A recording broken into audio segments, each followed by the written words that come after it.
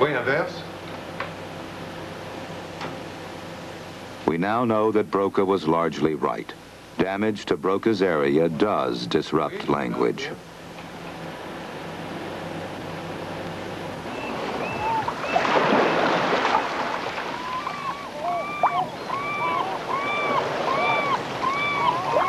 Until his stroke, Charles Landry had a thriving legal practice.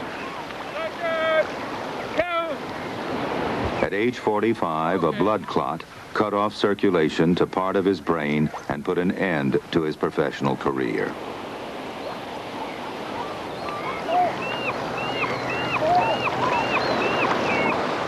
At the heart of practicing law is a facility for language. Landry's stroke affected both his ability to understand language and his ability to express himself.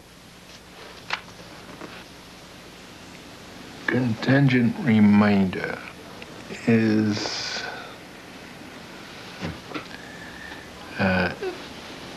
sell it, sign it, deliver it, or anything subject to the contingency. Oh, boy. When we talk about language difficulties, we mean problems with either grammar or the choice of words. And if you were listening to him, someone might say, well, his grammar's all right, and even though he takes a long time to find the words, he tends to find them. His difficulties are really all mechanical ones. He's slow, he's got trouble getting going, but none of this is really language disturbance. Well, I think that problem gets resolved very quickly when we start to examine his understanding of language. Do you ever have any trouble with what I say? No. Understanding it? No. Well, suppose you wanted to communicate with a person who was in a distant city. What apparatus would you utilize? Telephone. Very good. All right. I deliberately made that sort of a curious sentence just to show how well you did. All right. Now let me ask you, do dogs fly? No. No. And how about this? Do submarines usually fly? No. Mm-hmm. How about a Zeppelin? Can a Zeppelin fly? Yes. All right. Okay.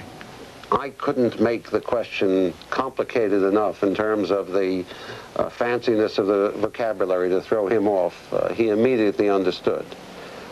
And yet, when I produced a sentence that most of us would have thought was about as easy an English phrase as you could create, he failed totally. You know what a leopard is? Yeah. You know what a lion is? Yes. All right. So the leopard was killed by the lion. Which animal died? I don't know. That's hard, is it? No. I don't know.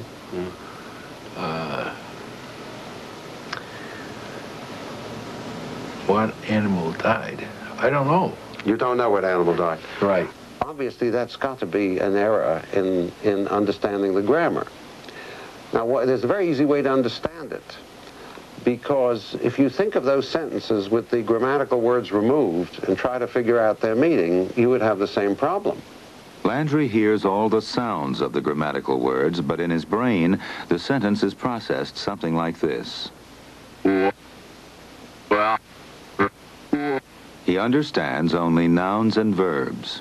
This pattern of having this special kind of understanding difficulty, which is confined almost exclusively to these little words, to the grammatical words and to the endings, is something that we find very frequently in the patient who's got damage to Broca's area. So the thing that's so perplexing in Mr. Landry is that he doesn't have this difficulty in spontaneous speech, he doesn't have this difficulty in repetition, but when we come to the comprehension tests, he has this difficulty in the most dramatic fashion. And if I said to you again, right, that's my uncle's sister, would that be a man or a woman? I don't know, because...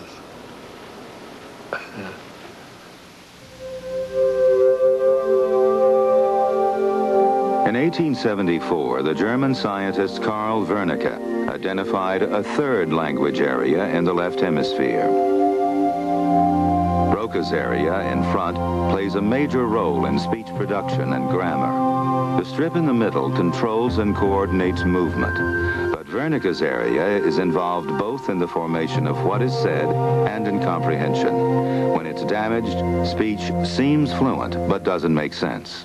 Now, the question that comes up is that given that these two areas are there, why are they in the locations that they are? And it's, in fact, it turns out not to be an accident. Because if you think about it, until 100 years ago, practically everybody was illiterate, and most people were not only illiterate, but they were descended from a long line of equally illiterate people. And language was, therefore, for the overwhelming majority of humankind, something which came in the ear and came out of the mouth. And if you look back here, here's Wernicke's area in back, and that's next to the cortical area for hearing.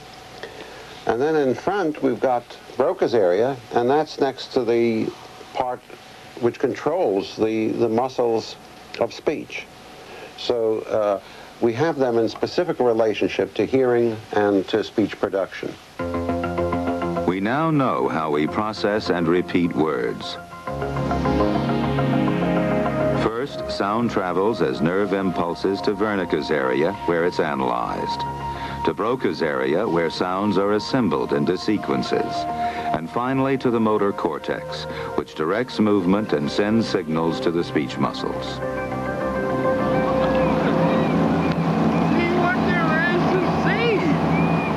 Charles Landry's brain damage doesn't fall neatly into either Broca's or Wernicke's area. But from patients like him, we have learned a great deal about how the left hemisphere decodes, processes, and produces language. The last 3 times I caught fish. Oh, boy.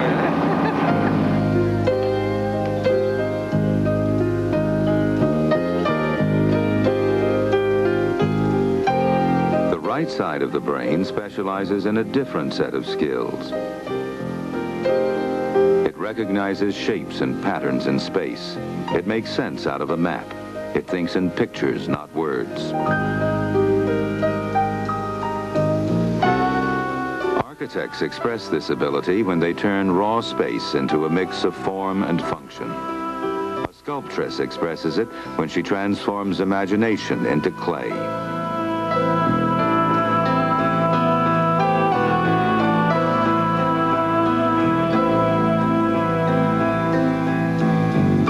Because the right hemisphere has these spatial abilities, scientists believed that recognizing faces and places, turning a complex pattern into something familiar, was a right hemisphere specialty.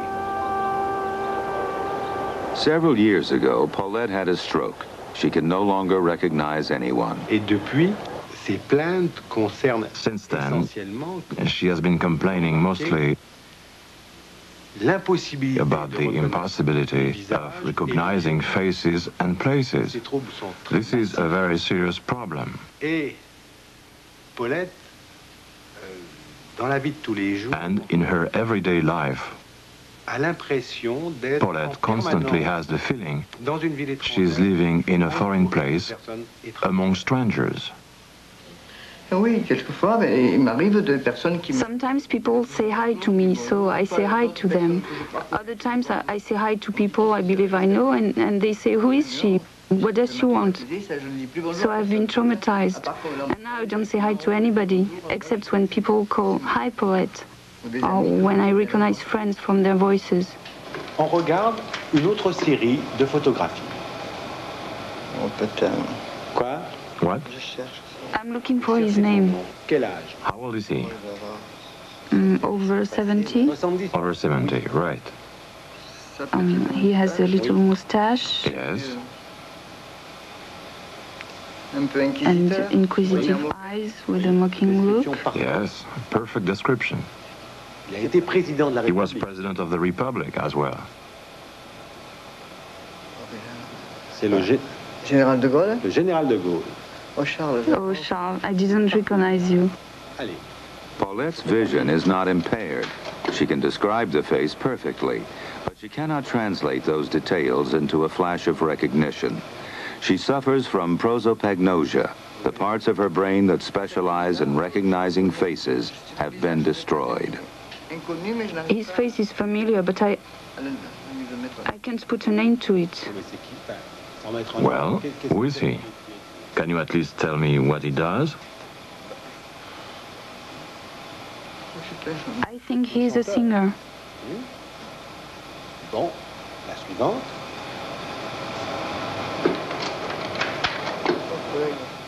Alors. Well, go ahead. Describe his face. A little pimple on the side over there. In fact, 3 of them. I won't look any closer because he's got too many. He should go and see a skin doctor. To have his skin cleaned, because it's in bad shape. Allez-y encore. His eyes smile as well as his mouth. Yes. And his hair? What about his hair? It's quite thin. J'ai pas les joues comme ça. Don't you think that's me? Pour moi, ça. Don't you? No. Or maybe you've got makeup In the on. past, face recognition was thought to be confined to the right hemisphere. Today, we know differently. C'est moi. That's me. That's you? It's not a recent picture then. This is a PET scan of a normal brain with normal activity on both sides. This is a scan of the brain of a patient with prosopagnosia. Both hemispheres have structural damage. Now, the odds are, or I suppose, I'm not sure I should say the odds, but one good guess is that each side of the brain is contributing something a little different to face recognition. That is, the right half of the brain may be contributing more to the overall outline and pattern of the face. The left side may be better at picking up small details, but it's clear, again, that both sides of the brain have to be participating in that function as well. I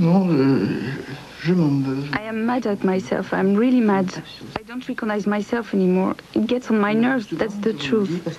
It happens all the time that I hit my head whenever I make mistakes.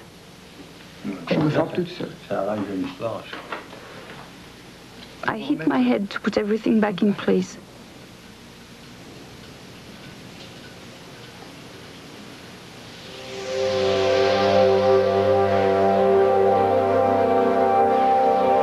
Face recognition, spatial skills, language.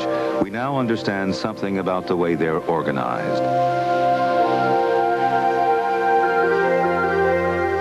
But what controls brain organization, and what influences brain development in general? Potentially important findings on the edge of brain science provide some clues, though very controversial clues, on how our genetic blueprint is affected by culture and surroundings.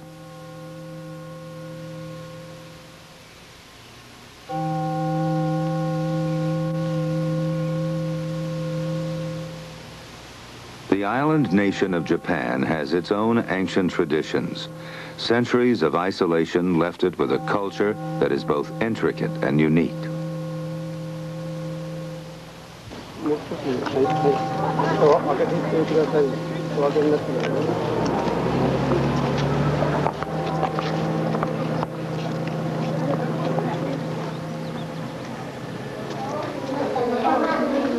Children learn 2 kinds of script in school. One is a phonetic script called kana. In kana, each symbol stands for a specific syllable. As language, it's processed in the left hemisphere. The other form of writing is called kanji. It's a pictorial system which is perceived visually. A single character can have several meanings and sounds. Because of its visual nature, kanji is processed at least partly in the right hemisphere.